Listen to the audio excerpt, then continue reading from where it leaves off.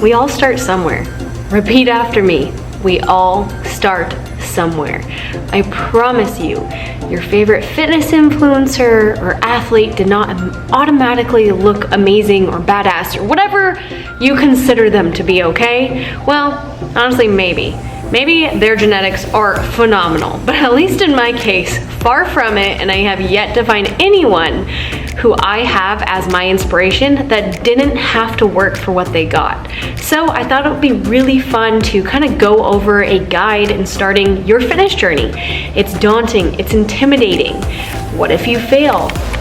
Oh darling, but what if you succeed? What's up YouTube? Welcome back to my channel.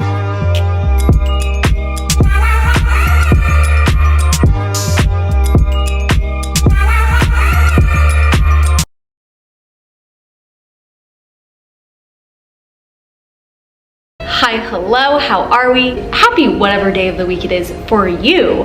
I wanted to go over some tips for kind of starting your fitness journey because I know that it can be extremely intimidating.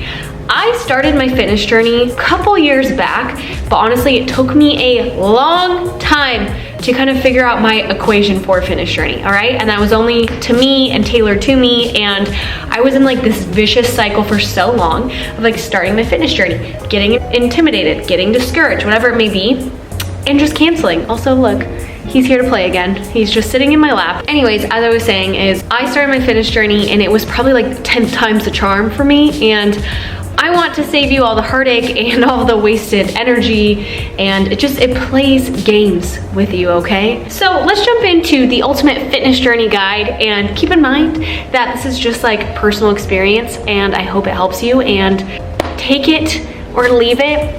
It's just my own little tidbit, okay? So that being said, don't forget to like and subscribe to YouTube channel, and let's get started. First things first is have an idea of why you want your fitness journey. What are you wanting to improve on? Is it physique? Is it mentality? Because honestly, there is nothing wrong with it wanting to be your physique. If that is your goal, I feel like a lot of gals like almost feel like they can't say that. They can't express they want to lose weight or lose fat or gain muscle. It's almost like, oh, you're vain. No. You are allowed to want that. There is nothing wrong with that. If that's one of your motivating factors, there's nothing wrong with that, okay? So just keep that in mind. So really what I mean in this first one is like, have your why. What is it? Create a vision board. If that's helpful, write a vision board of maybe like attributions that you want, or inspo photos, or even just something that's gonna motivate you. Like you're gonna wake up in the morning, you're gonna see this vision board, maybe it's a girl drinking coffee, looking over her window. I have no idea what your vision board would be. Mine, let me tell you, it's a clean, organized home. It is a beautiful view. One day, gonna live in New York. All these different things that just like make me wake up and be like, this is why I do what I do. So create a vision board or find your why, whatever it may be, and write it down and place it somewhere you can see. Place it somewhere that you're gonna look at every day, because consistency is key with fitness journeys, and if you forget about it and you stray away, it'll bring you back. It'll zip you back. Next up is start small.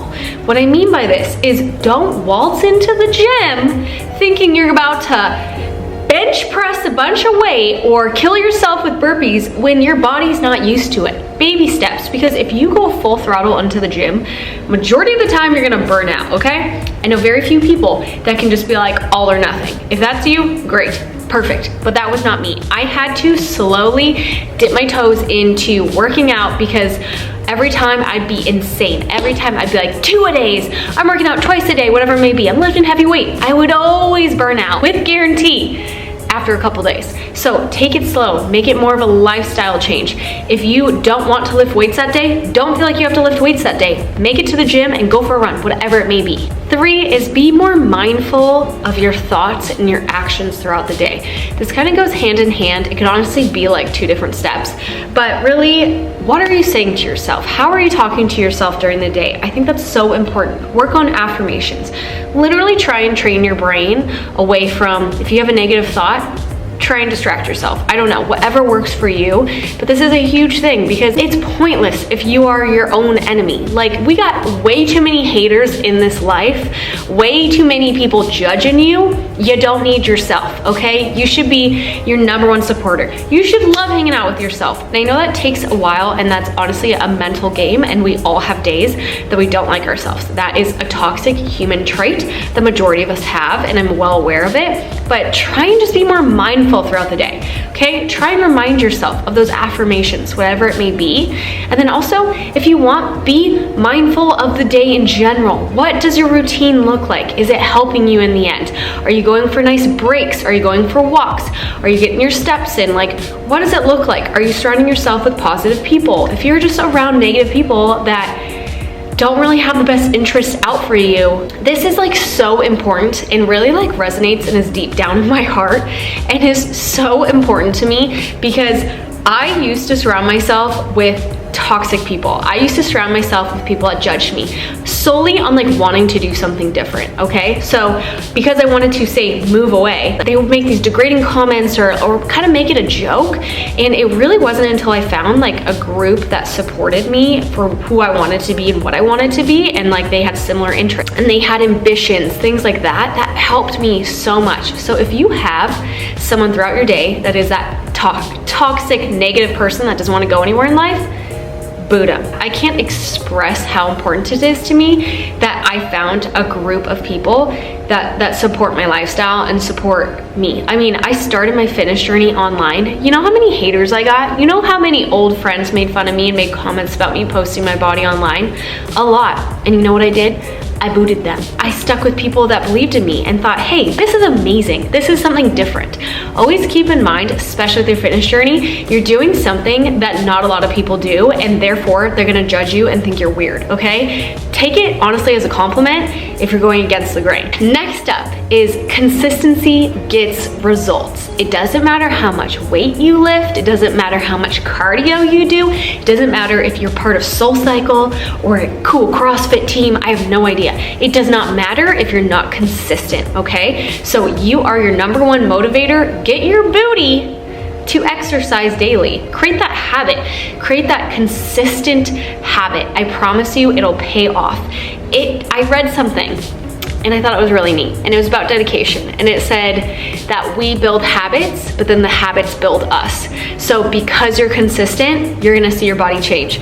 But I promise you, if you are like this with your fitness journey, it's gonna be really, really hard for you to see change, and you're gonna come to me and be like, Sav, nothing's changing, and I'm gonna be like, it's so obvious, how do you not see it? Okay, so consistency is key, and I'm not saying you have to be ham in the gym, not saying you have to be so intense all the time, but just be consistent in like moving and grooving for your body. Next up is critical, and that is reward yourself with rest days.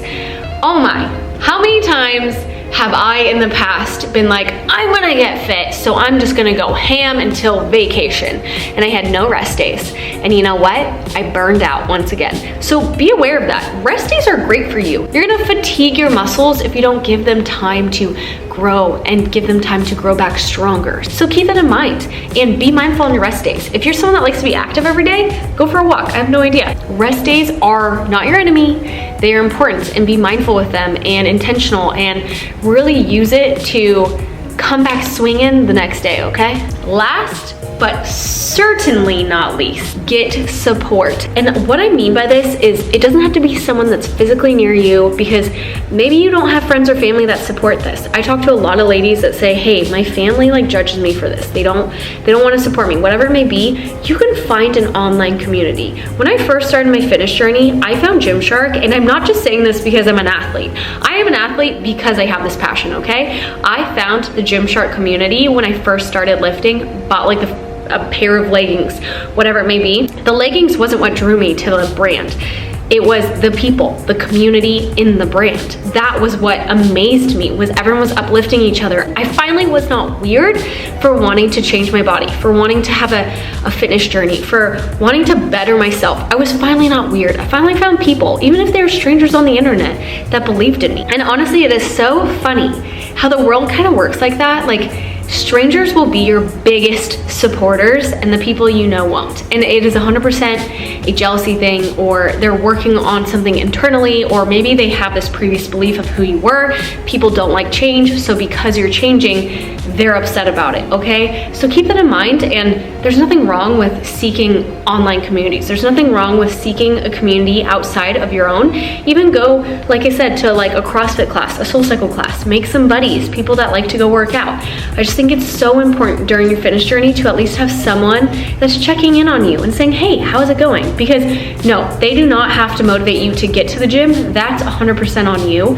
But I think it is nice to have somebody being like, hey, good job that you actually made it to the gym 4 days a week, or good job, I know that workout was super hard for you and you weren't wanting to do it, but you did it anyways. So just really try to find a fantastic support group, because it'll make the process so much easier. Honestly, I have so many tips for like starting your fitness journey. If you want me to do a part 2, let me know, because I could literally talk about this forever, but these were like the key things that made me finally stick to it. I mean, I started my fitness journey like over 4 years ago, and it finally clicked for me that, oh my gosh, I am sick of the yo-yo dieting and sick of like constantly slaving away and then giving up. Like, I wanted stability and I wanted consistency, and that's when I saw my body change. So let me know if you want a part 2. But with that being said, don't forget to like and subscribe to the YouTube channel, and I will see you next time.